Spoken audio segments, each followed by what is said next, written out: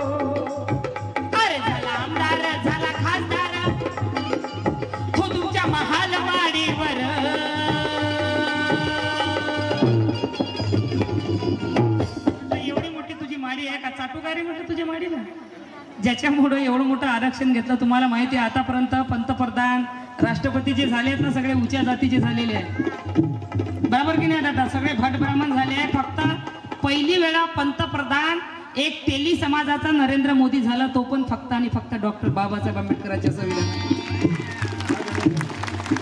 म्हणून म्हणायचं आहे अरे झाला आमदार, नाव सांग, विनोद डोंगरे। अरे झाला आमदार झाला खासदार, झाला आमदार झाला खासदार। गणेश कारमुडे, अरे झाला आमदार झाला खासदार।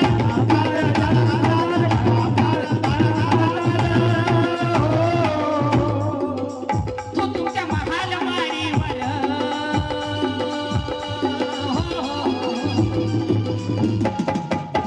आमचं मोडकं तोडकं घर, आमचं मोडकं तोडकं घर, आमचं मोडकं तोडकं घर, त्यात दिसतंय आंबेडकर।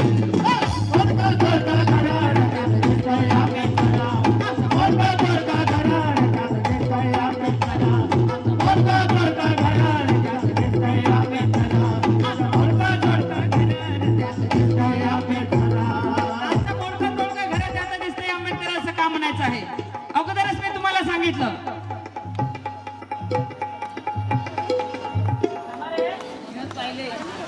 अलका चुडीवार यांच्याकडून 500 रुपये आलेले, धन्यवाद। आमचं मोडकं तोडकं घर, त्यात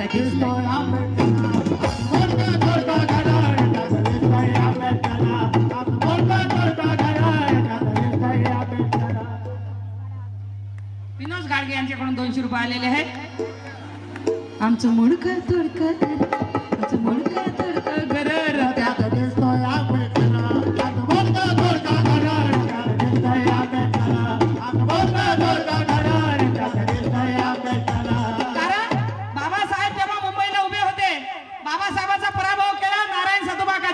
सर्वांनी हा विषय नीट ऐका, सर्व कार्यकर्त्यांनी ऐका। मी असं म्हणत नाही की मी सगळ्यापेक्षा वेगळं गातो, पण दादा विषय जे सादर करतो ना, आईची शपथ महाराष्ट्रातला एकही कलाकार हे विषय सादर करणार नाही। बाबासाहेब तेव्हा त्यांना माहिती आहे, जे जे सगळे युट्यूब फेसबुक इंस्टावर जे बघतात त्यांना माहिती आहे की दीदी अंजली भारती म्हणजे खाऊ नाही। बरं, लोकांना वाटते अंजली भारती खूप पैसे घेते, पैसे घेत नाही मी, कारण माझा समाज आता गरीब राहिला नाही। कारण असं लोक असे गाणे गातात पोटातलं पाणी हालत नाही। इथून पायाच्या केसापासून, पायाच्या नकापासून तर डोक्याच्या केसापर्यंत ओली होतो म्हटलं. कारण बाबासाहेब इथून गात नाही, बाबासाहेब बिंबीच्या डेटापासून गातो. कारण रोमारोमात बाबासाहेब भरलेला आहे. आमचं मोडकं तोडकं घर, आमचं मोड मुळशीराम सोमकुवर यांच्याकडून 100 रुपये आलेले आहे. तसेच आनंद वंजारी यांच्याकडून सुद्धा 100 रुपये आलेले आहे. म्हणून म्हणायचं आहे कि हरा हरा घास देखकर गदिया सारी चरने लगी, कॉलेज में एंट्री होते लड़की आहे भरने लगी, एक मनुवादी की लड़की भीम बंदे पे मरने लगी, अरे छोड़ दिया सारे कॉलेज के नौजवानों को भाई दीपक, अपने प्यार के खातिर भीम बंदे को बार बार जय भीम करने लगी. बार बार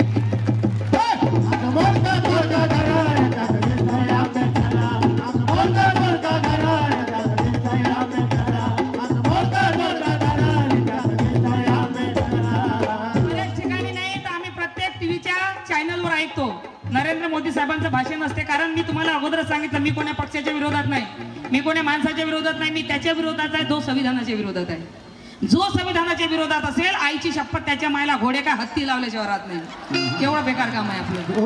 नरेंद्र मोदी साहेबांचं प्रत्येक वेळा मी भाषण ऐकतो, मेरी 56 इंची छाती है. या वयात नाही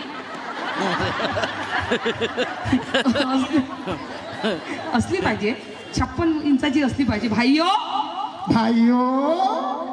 बहनों, आने वाले अगले महीने में मैं आपके सब लोगों के खातों में 15-15 लाख रुपया डाल दूंगा. 15-15 हजार तरी आले का? अरे 15 रुपये नाही. आणि मा खात्यात जर आले ना 15 लाख तर मरेपर्यंत कोणाच्या कामाला जात नाही. टाकल तेव्हा ना नाही, 15,000 जरी महिन्याला याच्या खात्यात आले तरी कोणाच्या कामाकडे जात. अजिबात. बरं माझ्या संग यायचा पण वा तुमच्यासोबत नाही तर मग म्हणाल का आता आले पैसे तर येत नाही म्हणून. नाही. नरेंद्र मोदी साहेब प्रत्येक भाषणामध्ये म्हणतात की माझी 56 इंचाची छाती आहे. चांगली गोष्ट आहे. ह्या वयात 56 इंचाची नाही 57 इंचाची छाती ठेवा तुम्ही. पण माझं म्हणणं आहे की सुषमा स्वराज 2014 मध्ये बोलले की या देशाचा राष्ट्रीय ग्रंथ करायचा असेल तर फक्त भगवद्गीता करा. तेव्हा तुमची 56 इंचाची छाती कुठे गेली जी? काय माहित. अनंत कुमार हेगडे बोलले की भाजप फक्त आणि फक्त सत्तेमध्ये संविधान बदलण्यासाठी आली. तेव्हा तुमची 56 इंचाची छाती कुठे गेली? बुवा. तेव्हा तुमची भल्ली पार्टी अगं आहे माझी. तेव्हा तुमची 56 इंचाची छाती कुठे गेली? म्हणून मला म्हणायचं आहे की या देशाच्या आतंकवाद्यापासून सुरक्षित ठेवा इंच इंच माती. दादासाहेब शेळके म्हणतात या देशाच्या आतंकवाद्यापासून सुरक्षित ठेवा इंच इंच माती. अंधार जाळणारा दिवा तुम्ही पेटविण्यास तयार ठेवा वाती. या देशाला तारणारं संविधान जर बदलत असाल, या देशाला तारणारं संविधान जर बदलत असाल तर नरेंद्र मोदी साहेब कोण्या भोकात घालू तुमची 56 इंचाची छाती.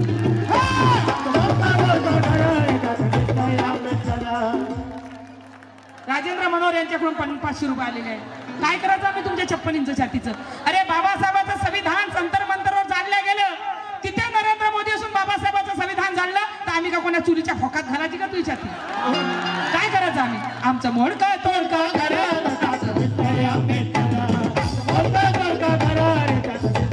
भीम टायगर सेनेचे राष्ट्रीय अध्यक्ष यांचे सक्रिय कार्यकर्ते प्रदीप दादा मेंढे जिल्हा अध्यक्ष यांच्याकडून सुद्धा मला 500 रुपयाचे भेटायला जातात. तुमचं काय नाव? परवीन भाऊ मनवार यांच्याकडून सुद्धा आली. खूप खूप धन्यवाद. भीम टायगर सेनेच्या कार्यकर्त्यांचे मनापासून आभार मानते. काय करायचं आम्ही तुमच्या छातीचं? 56 इंचाची नाही 57 इंचाची.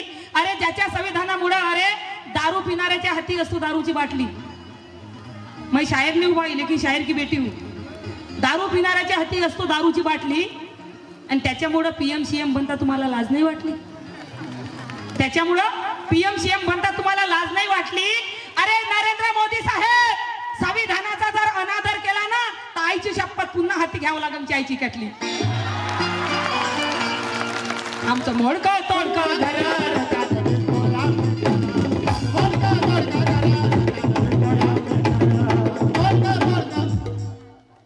विक्रम भाऊ यांच्याकडून सुद्धा पुन्हा 100 रुपये आले. आमचं मोडकं तोडकं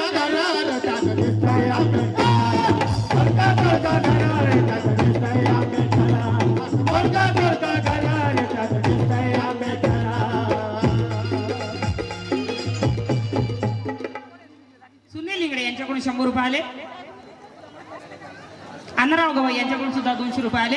कारण मी अगोदर तुम्हाला सांगितलं मी भिनारी बाई नाही आहो. अरे भीत नाही कुणाच्या बापाला, आज मी भीत नाही कुणाच्या बापाला, आज मी भीत नाही कुणाच्या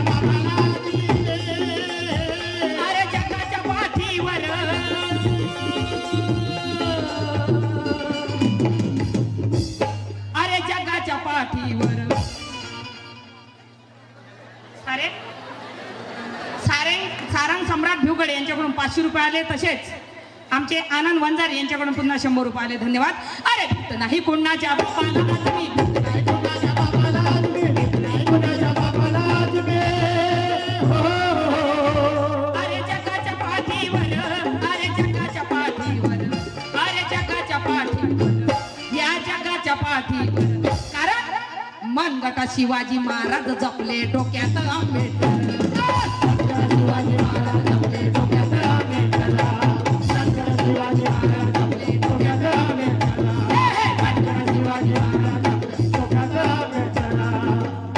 शिवाजी महाराज जपले डोक्यात आंबेडकर. असं का म्हणायचं आहे? भीत नाही कुणाच्या बापाला. कारण आमच्या माय बहिणीवर अन्याय अत्याचार होते. अरे यांची माय बहीण यांची असो की आमची असो, आमच्यासाठी सर्व एकच आहे. आम्ही कधी कोणाचा भेदभाव करत नाही. पण हे आमच्या माय बहिणी भेदभाव करतात. तुम्हाला माहित आहे 2006 मध्ये जेव्हा खैलांजी घडली तेव्हा एकही मैचा लाल कोणी दुसरं समोर आलं नाही आमच्या समाजाशिवाय.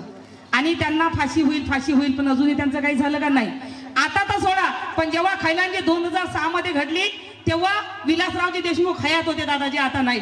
ते नागपूरला आले आणि 5 लाखाचा चेक भोतमांगेच्या हाती दिला होता त्यांनी. माझं काय म्हणणं होतं, 5 लाखाचा चेक देण्याच्या ऐवजी तुम्ही भोतमांगेच्या हाती 5 लाखाचा चेक देण्याच्या ऐवजी एवढं आश्वासन जरी दिलं असतं आम्हाला की त्या नराधमांना आम्ही फाशी देऊ, तर आम्हाला लय बरं वाटलं असतं. आमच्या माय बहिणीची किंमत तुम्ही फक्त 5 लाख रुपये लावली. अरे आमच्या माय बहिणीची किंमत तुम्ही 5 लाख रुपये लावली. ज्यांनी आमच्या माय बहिणीवर अन्याय अत्याचार केला त्यांच्या माय बहिणी आमच्या जय भीमाला पैसे आणून द्या, आम्ही 7 लाख रुपये देतो. पण मी समाजात येऊ, मी एवढी श्रीमंत नाही, माझ्याकडून नाही झालं ना तर समाजाचे 1-1 रुपये वर्गणी करून तरी सुद्धा त्याचे 7 लाख रुपये बुजून देईन मी. पण त्यांनी त्यांच्या माय बहिणी जरी आमच्या जय भीमाला पैसे आणून दिल्या, आम्ही बाबासाहेबाचं रक्त आहो, तिला साडी चोडी घेऊ आणि बहीण मानू आणि तिच्या घरी नेऊन देऊ, हे आम्हाला बाबासाहेबांनी शिकवलं. क्यों कि हौसले हमारे कभी टूटेंगे नहीं, हम एक रहेंगे कभी फूटेंगे नहीं. हम वो आंबेडकर की औलाद है, कभी किसी माँ बहन की इज्जत लूटेंगे नहीं, कभी किसी माँ बहन की.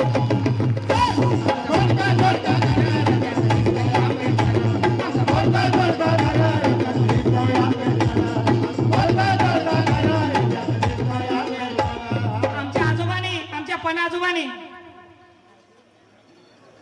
अरुण सूर्यवंशी अळगाव यांच्याकडून 100 रुपये आले. धन्यवाद. आम्ही आमच्या मायबापांनी यांच्याकडे काम केले, यांची शेणाची टोपली उचलले, यांच्या बायका उघड्या होत्या तर झाकून दिल्या आमच्या आजोबांनी. पण आमच्या आजोबांच्या नियता खराब झाल्या नाही. यांच्या मायबहिणी यांच्या नियता आमच्या मायबहिणीवर खराब होतात, हरामखोरायचे. कारण आमच्या झाल्या नाही. आमच्या मायबापांनी यायच्या उघड्या होत्या तर झाकून दिले. कारण कुठे आमचे मायबाप या तुम्हाला माहिती ना, आमचे बापदादी यायचे इकडेच काम करत होते. म्हणाव नाही आता मी लय फटकारल्या तोंडाची गायका.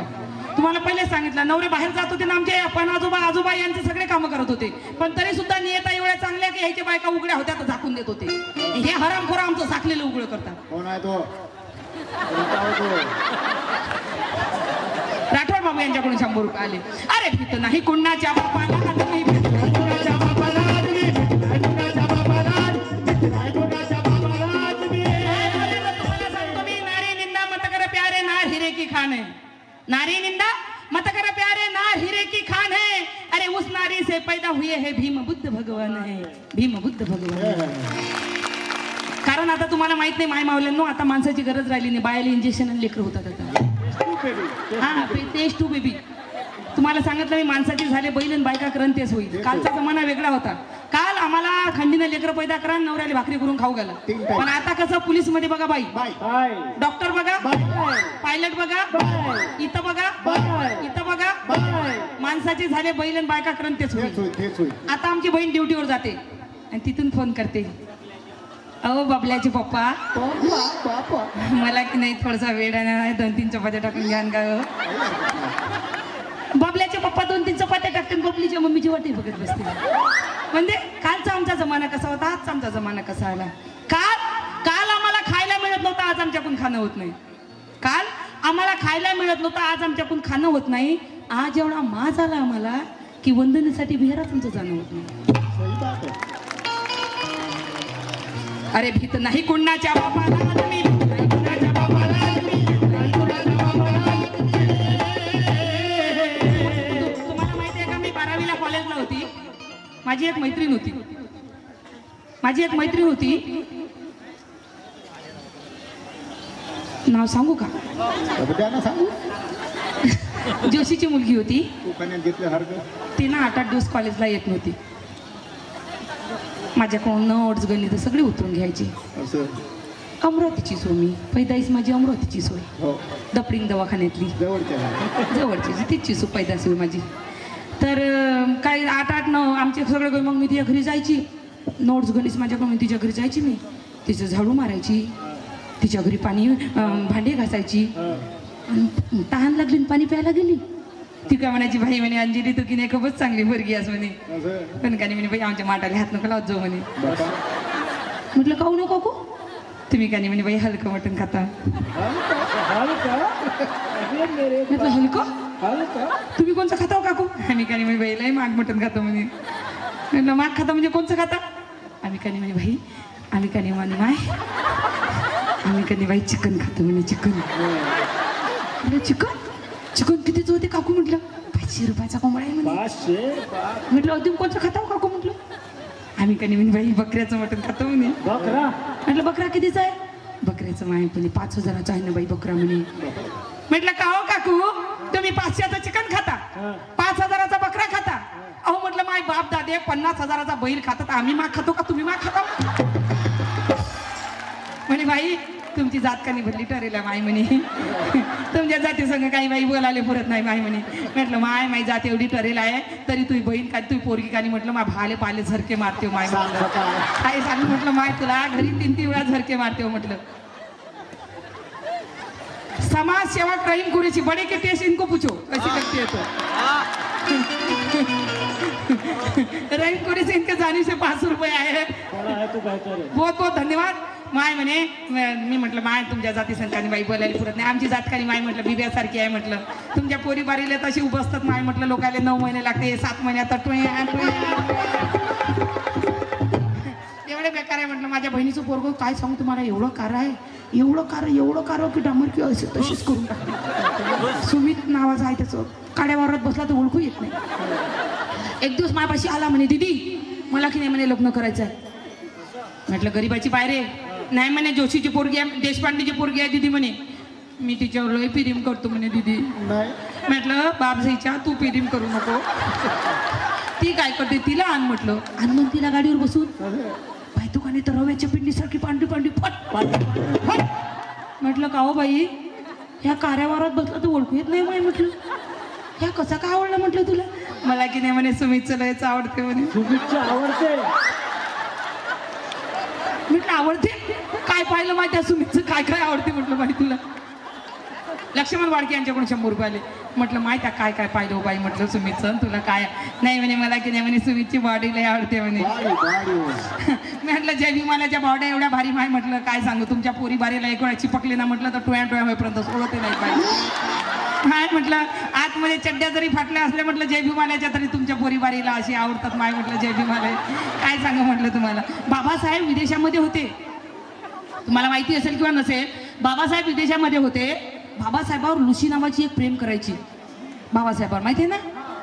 बाबासाहेबाची रोज वाट बघायची कधी हॉस्टेलच्या बाहेर येते कधी हॉस्टेलच्या बाहेर येते. बाबासाहेब एक दिवस आले. बाबासाहेबाच्या हाती पुस्तकं. बाबासाहेबाची चालले होते रस्त्यानं टुनुक टुनुक हो अशी पुस्तकं हाती